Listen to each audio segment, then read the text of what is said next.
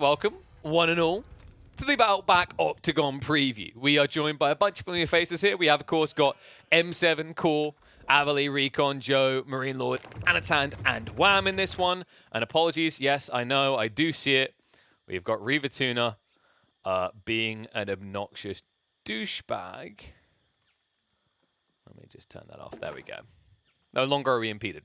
But this should be a good one. We've watched a few of these so far. It's really interesting because people have to get a lot more aggro in the early game. There's a lot more value there because of the aforementioned extra 50 pop cap you can get. Of course, they are going to still be randoming their civs. So sometimes people are going to hit the jackpot. Remember that alliances are strictly prohibited unless there are extreme circumstances that would allow for it. For example, one player is clearly not participating and is more dominant than the others. Another player situation might be that someone has killed 3 or 4 people already and you know you have to group up to beat him. Maybe someone's going for a wonder. That's another situation in which you can stop attacking each other. Same with the Sacred Site victory conditions. But outside that, going into the sessions, there is no alliances. These players have no allegiance to each other. And by the way, the interesting thing to think about is once we get into the tournament format, a lot of things are going to change about the dynamics to what we've seen in the previews, right? So far, we haven't seen the pressure of points where a certain player already is in the lead on the scoreboard. When you see those type of situations, you're likely in the tournament format for Outback Octagon 2 to see players attack that player in a teaming fashion. So just wanted to kind of like preview that and highlight that moving into the tournament when it starts. If you do see people teaming, it's not an alliance in the way that you're thinking. It's a logical alliance in that we can't allow this guy to win because he's already winning too much. But in these practice games, we really shouldn't see much of the teaming and allying going on unless someone decides to get a bit too big for their boots and maybe go for a cheeky wonder. But look at the map. Looks like everyone has carved out the location. Yes, we have got a total of 8 TCs being built. And wham! Well, you got the Marlians, and he has actually snuck to the south side, all on his lonesome. Gold stacks are actually in a nice position for him to easily grab, so likely he's not going to be too hindered in the early game. When we check across a bit, we can see Avali is going to get the roost. Dude, what? Random civs, and I feel like I always see Avali on this civ that I would call his signature civ. I don't think he'd even disagree with that at this point. He's going to be in the orange, and just to the north of that, we are going to have Teal, manned by Marine Lord. That's right, the baboon. He's the chimp. He just won the open tournament that Blade hosted, and immediately afterward decided, you know what, I want to hop into some free-for-all games. I want more bloodbath. He's going to be on the roost as well. With a really good position here, actually. Starting deer stack, giant pond next to him. A pond that is going to be shared with a few different players. You can see that we've got Anatand on here, who is playing as the Chinese in the blue far away. And then on the other side of the shore, we have got Core in the pink as the Delhi. Then just north of them, we see Recon on the Ottomans in the green. And, and Marine Lord already has a dock. I just noticed this.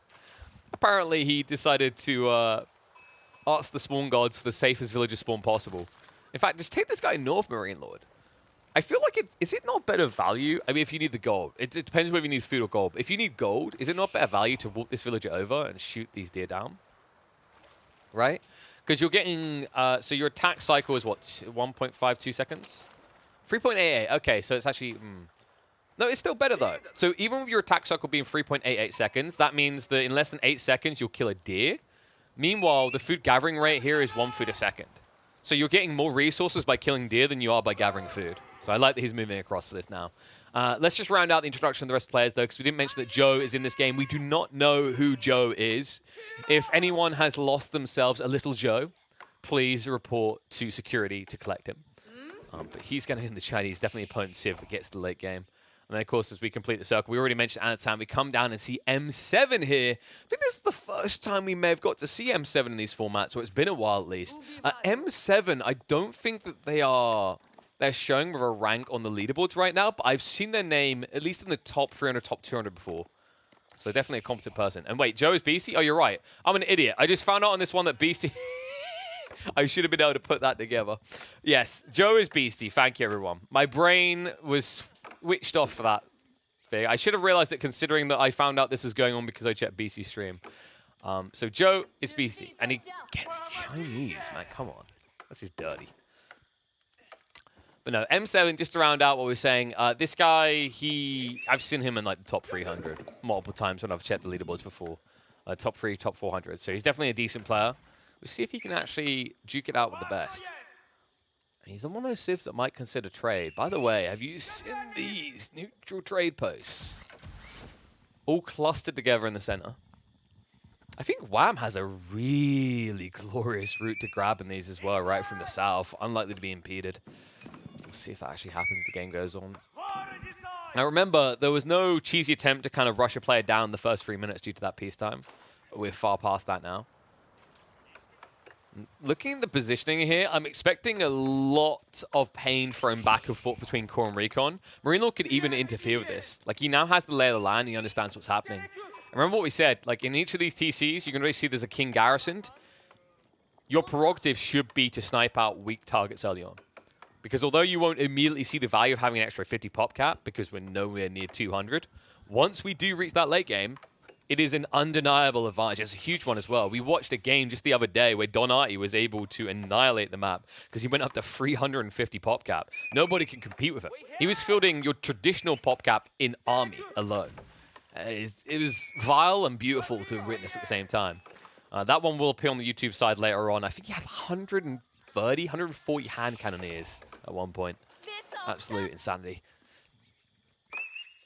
How's Avali been doing on the bounty? Well, actually, because we're live, we can quickly check without fear of spoilers how people are doing. 140 bounty. Avali not off to a great start. 170. Okay, in fairness, that's mean to say not off to a great start. They have to build a hunting cabin, which they aren't going to open up with. So instead, they have to like go for a scout out of the TC after it gets built. So getting that much isn't too bad. I've been playing a little bit of Mega Random Free-For-All, and whenever I pick Roost, one start I like to do is drop a hunting cabin and immediately get a scout out ahead of time. This is based on whether you want to go into fishing, though. If there's fishing, it's always better to hold on to those additional resources, not invest them in the scout. But definitely can give you an edge in terms of getting the lion's share of bounty, especially if you are up against opponents that might try and snipe out the deer. But funnily enough, whenever we watch these free-for-alls, I feel like even at the pro level, unless that's another Roost, they're not taking out the deer. They just let them sit there. It looks like Avali actually came out onto this lake as well. So didn't go for the pocket at the back that would have just been free eco. He wants to contest. He wants to dance to the big boys. Folks, this is going to be a bloodbath. I mean, we've got... Is that 5 different players here? That's 5 different players. Okay. Meanwhile, on the other side of the map, as free as it gets, M7 is smiling and humming to himself. Because nobody is... Okay, somebody is going to mess with that. Anatan has joined him. But this is likely to be less of a bloodbath, right? I'd expect both of them just to kind of get their eco in the early game at least. In fact, if anything, Anatan doesn't want to escalate this into a fight because M7 is going to have that advantage, as you can see, right? Already more fishing boats out, a second dock as well. This dock is actually a good move by M7. What he's doing is he's putting himself in a prime position to just go in placement and block Anatan off of this lake. Really good maneuver. If he walks all the way around and gets another dock this side, he just creates that kind of Seagate Castle effect, right? For those who know the true history, right? You create this impassable blockade, and the rest of the fish just end up being yours for free. Looks like we are going to get a Golden Gate coming out of Avali. I've seen a few people still going Kremlin. I've been experimenting Kremlin. It's not bad as a backup plan for a rush through. Kremlin is definitely the most desirable when you get close spawns to opponents, though, right? So, for example, if you're a Roost player in Core's position, you'd probably go Kremlin simply because you could sneak in on Recon's line. But outside that, Golden Gate definitely has a lot of value, especially if you're considering getting to the hyper late game and you're running out of wood or whatnot. You can just trade through for whatever you need. Wait, did I miss something? Why does it say 150? Okay, bit of a weird one. Did it? Has it always said that? And I just haven't noticed? I think that it hasn't always said that. So remember, the way this works is it uses the supplies to exchange 100 of one resource for 150 of another. It doesn't have a passive income to it. In the meantime, he's starting to poke and prod. He did go for the Kremlin we're talking about. It makes a lot of sense because it basically just protects his main base, gives him a retreat point for fishing as well. An area where no one's likely to try and impede due to how strong the Kremlin's defenses are. So remember that it's got things like the castle turret upgrades. So you can see just how much damage each shot's doing. 22 per arrow. Would annihilate pretty much any boat that comes in range. Beastie, we haven't really talked too much about his spawn spot. It's a really good one in this game. Trip gold behind him. Stone in reserve. Double stone, in fact. A defendable area as well, right? Quick walls across between the tree lines. He can create a very secure area in this backside, especially with this nice little kind of inviting area, right? Into the pass, where you can just stack up keeps in this area, get a castle right in the back foot, and it's very hard to come from the angles. Might be that when we get into late game, Beastie will just look to park himself back there, and then you can just send the entire army raiding across the fields. I'd be surprised if the Chinese players get left alone, though. They have to be seen as a big threat to the rest of the map. It's a long time since we were naive about the power of China in the late game of free-for-alls.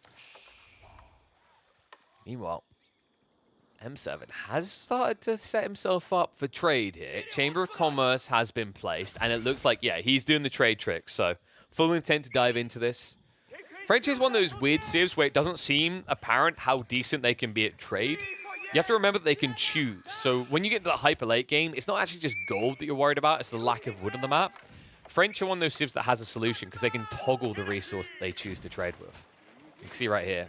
Between food, wood, or gold, they did remove stone because that was broken. And, oh, you know what else is broken? Chinese sea power. It looks like M7, because he went gluttonous on land, it means that Anatan gets to bully on water. So he's got to take out the dock easy peasy. Fish is not going to last long behind that. You can see that M7 is always trying to lay himself in. He has at least got the naval arrow slits on the way, so he'll get a safe little area to farm.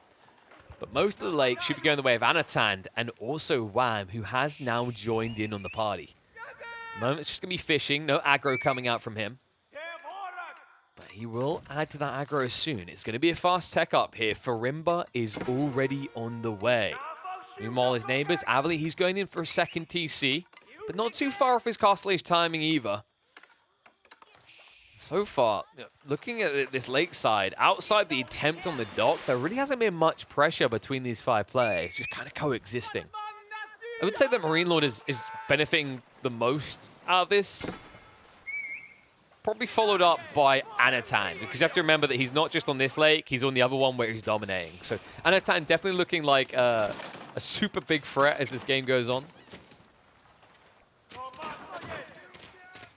An interesting commitment in from Anatan. It's working out quite nicely for him. This demo ship could be tricky. As long as he reacts immediately, he'll be fine. M7. Oh, no. M7 didn't rally it. So he doesn't manage to get them low enough. That is a critical error there. How do you actually immediately push that demo ship in? He's already got 3 of these war junks ready to die. And the emplacements would easily finish them off. But instead, he's going to lose another dock. At this point, it just kind of feels like he's lost control of war entirely. Still got a little corner he can rat around in, thanks to the emplacements, but you can't help but feel that Anatan is just looking up from here. Speaking of people looking up, we're starting to see those castle ages come out. Avali is going to be up with High Trade House. Oh, and this is a beaut. How much did he... I'm curious. 270. Okay, so we're probably looking at about a 189. Maybe more, actually, because the Stealth Forest as well. This could be a nasty one. This could be maybe 200. We'll check in on that shortly. We need to see what Wham's going to get up to now, right? Now that he's reached this critical point, this is where he should be able to mass an army. Typically quicker than any other civ in the game right now. This is the potency of the Malians, of course. Let's see if anyone else is really able to contest. The only one who's kind of able to do it is Anatan, but most of that is naval, right? It's not on land. So nobody else likely to make an early push.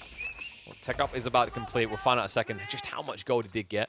In the meantime, see that Recon has gone for that second TC. Isn't too far for his own castle age timing. It is over 200, folks. 229. You can thank the Straggler Trees for that.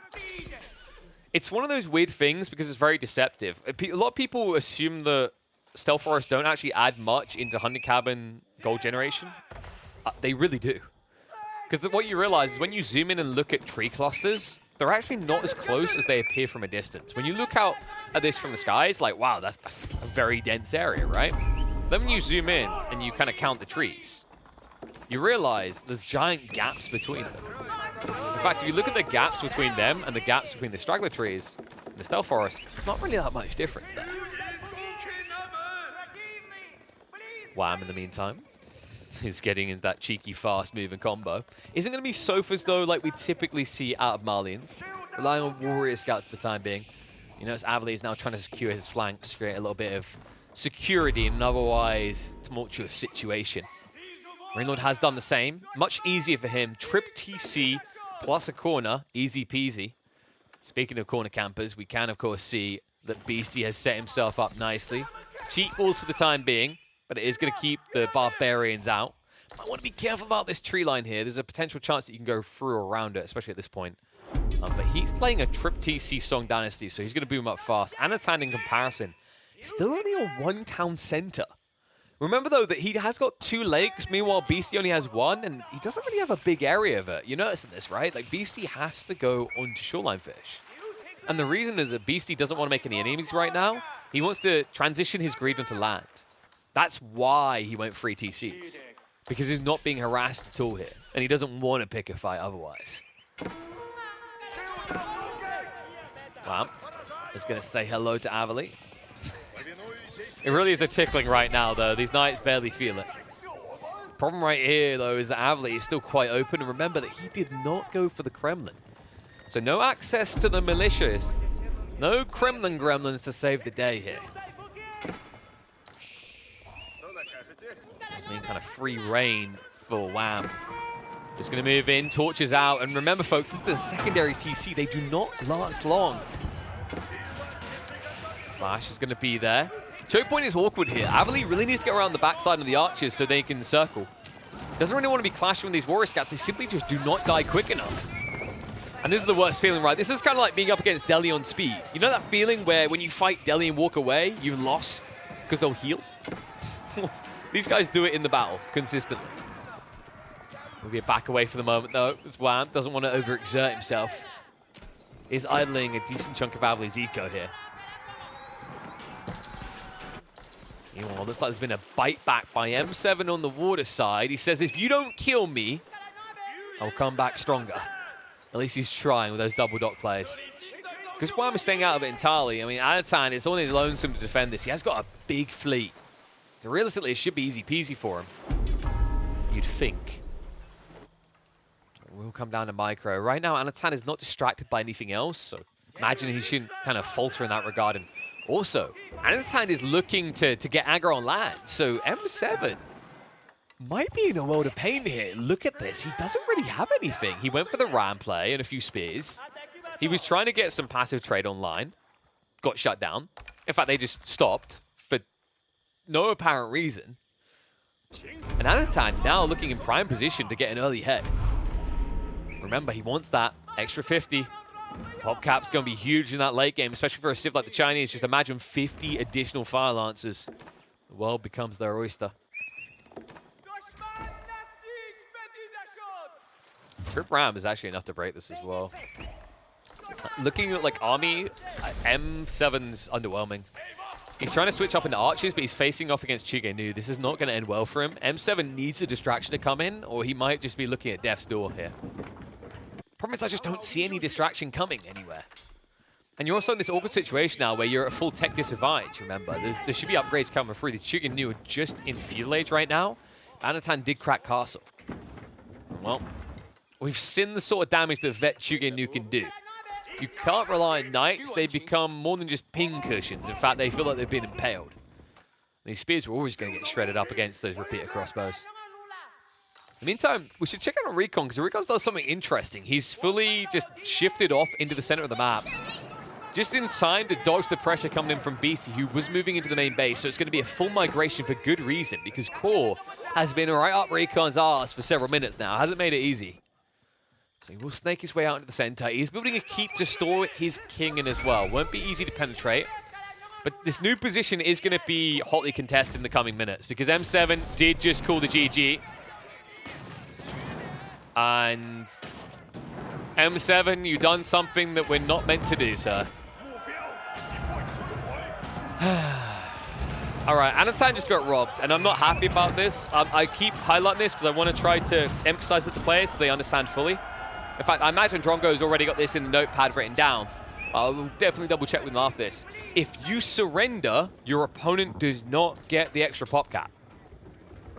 I would be very annoyed if I was Anatan, because I am owed 50 extra that I simply do not have, because the king didn't die.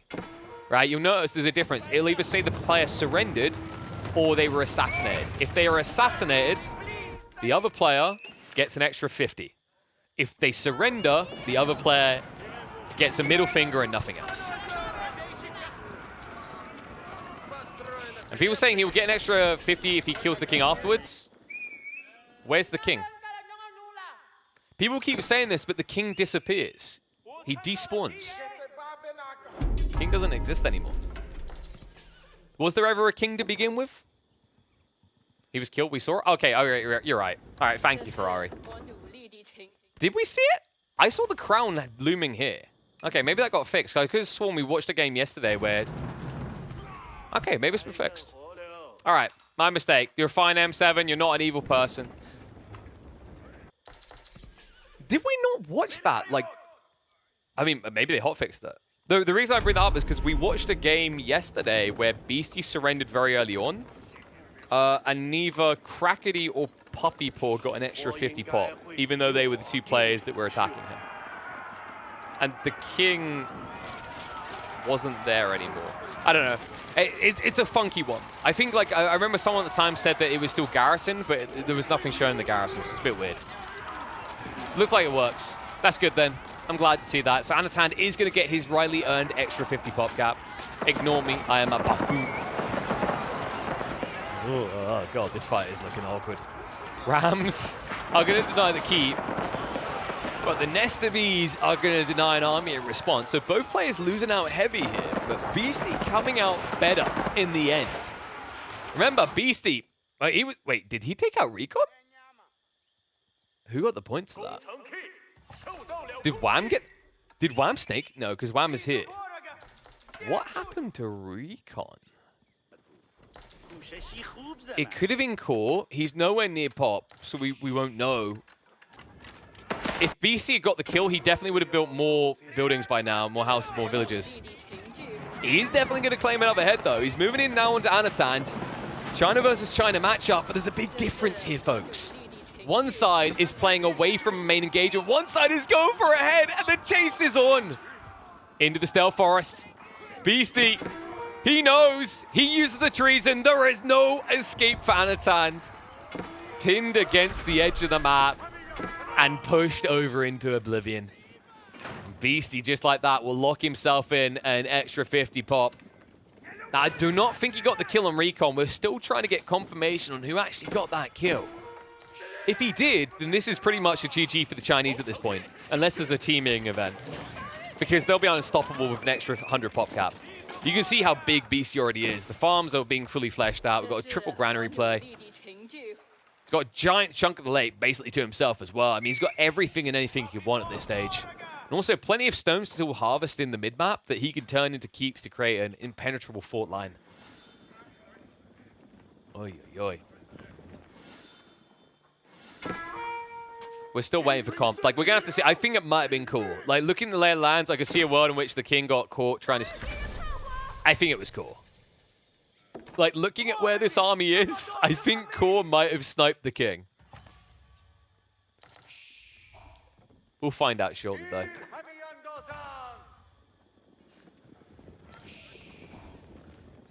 I mean, if it was Beastie, he would have locked in more, because you saw the moment he killed Anatan, he got an extra 30, right? So he clearly wasn't the one that got the kill there. And I don't think it was Marine Lord, because Marine Lord right now is just sitting in his corner going, I just won the open tournament. He's loving life. It's easy peasy for him. He's just playing for that later point in the game. So we might have a Rus civil war on our hands if Wham will let Avali be. But I've got a bad feeling Avali is about to be the meat in a pretty thick loaf sandwich. Core also looks really small right now. Like, his eco hasn't hit that boom point yet, right? It comes in a delay because you're trying to get village fortresses into castles. He was pressed between a rock and a hard place. He was fighting back well, but, like, you know, you can see it in the population. He's not looking big right now. And that is a big raid from my boy Cap. Shout out to the man himself. Thank you very much for the raid, Cap. Hopefully we'll see you in some of these Mega Random free-for-alls soon. I think we caught one reviewing already. I want to see more of him. More of the man, the myth, the legend.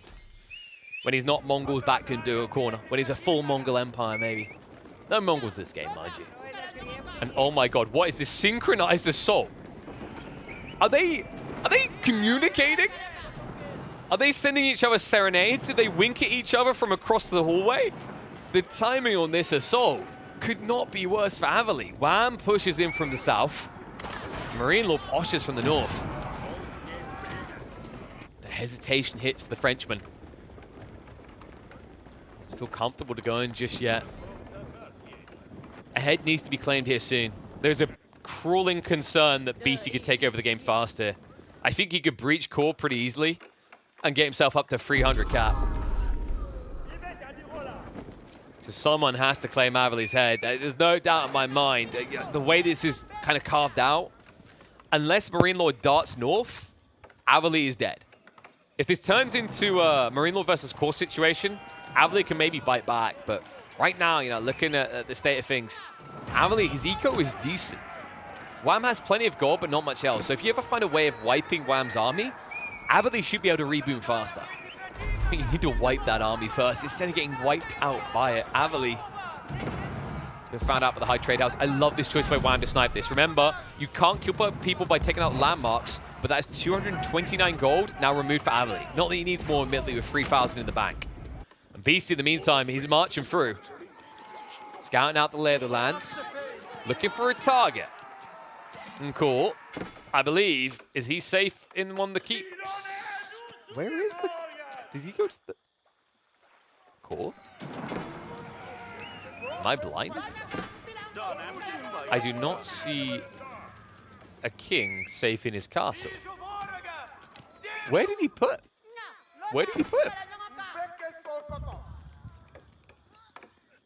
I feel a bit blind here. Has he snuck something? Me just didn't notice? Because the TC's empty. Wait, what is this? Core? I was looking for a transport ship with people in. Is he just taunting Marine Lord? He's like, oh, Marine Lord, send your army into the back of your base. This is going to be the Benny Hills. Marine Lord has just like gone full on easy AI mode. Just keeps running to the back of his base every time the king lands on the shores. So this is a king in his very cool yacht right now. Sadly, his kingdom does not look very rich. In fact, I'm pretty sure that this is the most dangerous thing you could do. Because Marine Lord and Beastie have the ability to build boats, Core. Very scary boats. Time being, he gets away with it. Beastie, he's having the target dangled at him. That Beastie, remember, he does have the ability to go, and he is. It's the Bouchuans. Uh-oh. Core, you messed around a bit too much. That goose is about to get cooked. Meanwhile, the assault is on into Avali's base. Rams pushing in from the north. Wham. Assisting the assault. Bombards annihilate the keep infrastructure. Now the king is in here. Split Sky Tower. Let's try and help. But against Bombards, against Rams, I'm hesitant to say there's a chance that Avali survives. Army is gonna be absolutely annihilated. Colrun's denying out the Spirals, the Bombards keep on partying. Now Marine Lord, he's backed up entirely here. Now if Marine Lord wanted to be a crafty bugger, he'd have a siege workshop and he'd be going for a snipe, but instead he might be the one getting sniped. Avali trying to go in for the one play that remains available to him.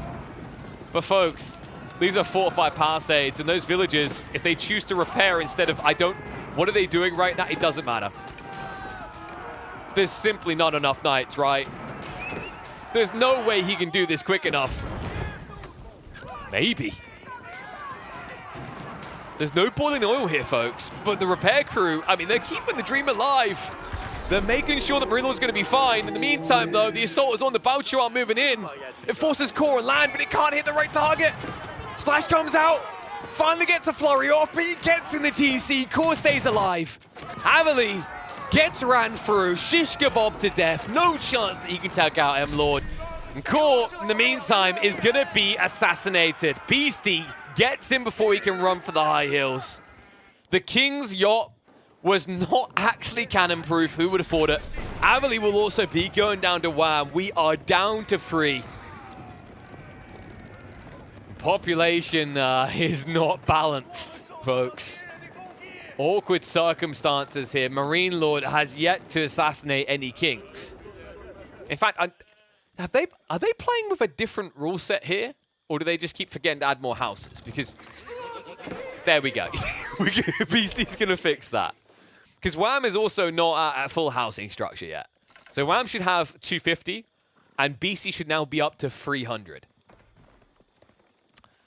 And this army that he's building is about as vicious as 300 Spartans. It is going to be mass fire lancers. Bao Chuan, in the meantime, are penetrating the base of Marine Lord. I mean, Marine Lord is looking like he's on the chopping block. The only person that can save him is Wham.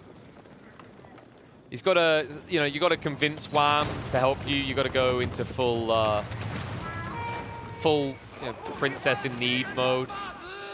Like, so you got help me, Mario, sort of thing. But it can't be, well, it can't be that because that's not French. It's got to be help me, Mario. No, wait, that's Consuelo. That's Spanish. It's very hard to do a high-pitched Frenchman voice. So we got to do the French voice. Oh, you got to help me, Wham. We need to go kill him to the north. No, I can't do it, folks. I'm sorry. I can't do Marine Lord justice. If I can't sound like an innocent princess in need, I don't know how he's going to do it.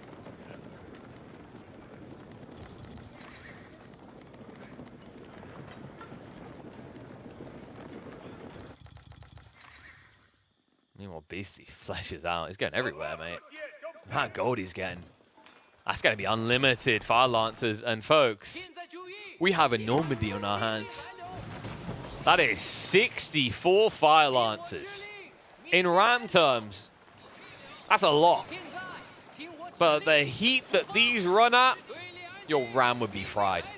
And he's moving in. It's a free run. Oh my goodness. BC is going to make the freest run on the bank imaginable. And Marine Lord, he sent the army away. He sent him to look for a Holy Grail. I mean, this is going to be GG fast afterwards, folks. BC is going to end up with 350 pop. And the ability to field an army of 200 fire lancers. This is just done. March comes out. Reserve force even being deployed. And Marine Lord, kind sir, there's no point in even turning around right now. Turn around, Marine. Nah, it doesn't matter, mate. You're done. Fire Lance is already through. Wall 1 done. Wall 2 on the chopping block. And Marine Lord, he just got a vicious lesson as to why you picked the Sky Tower. No stone walls means a world of pain. Oh my god! They just 2-hit a castle. 4-hit a king. Marine Lord out. And Wham. What is this army doing? The moment he got killed, they just stopped attacking each other, so he walked past. And I think Wham, he must realize, right? He must know just how bad this is. BC's like, oh man, woo. Oh, that was a toughie, man. Do you see how quickly Marine Lord died because he didn't have stone walls? Not gonna make the same mistake. Get those walls up, boys. Stone walls for everyone. Any attempt that Wham makes to rush the base is going to get stonewalled harder than me hitting on someone in a nightclub. Hey. Probably not the best analogy because I don't think I've ever hit on anyone in a nightclub. Oh, let's talk about things that are going to get hit. Because we're up to 154 of these fire lancers. And I'm noticing a lack of... Oh, no, we're good. Wham has built the stone walls. BC might actually have to do something other than A-click a million fire lancers at one location. Wham is building more walls behind, in front of this, rather. It's still such a hard game, though. When you see, like bank-wise, it's not necessarily weak. He has an overwhelming pop advantage. He's almost leveraged the entirety of it. Fire Lancers start to make their way in. Looking for the target. Now, he has scanned with the treason, so he knows where the king is. He doesn't know about the walls yet. That's a surprise waiting to be discovered. One that he will not be happy about. Unless... No, the gate is fine. I was just double checking. We've been there before. People laughing at 150 for fire lancers. Why does it have to only be 150? Why not 200?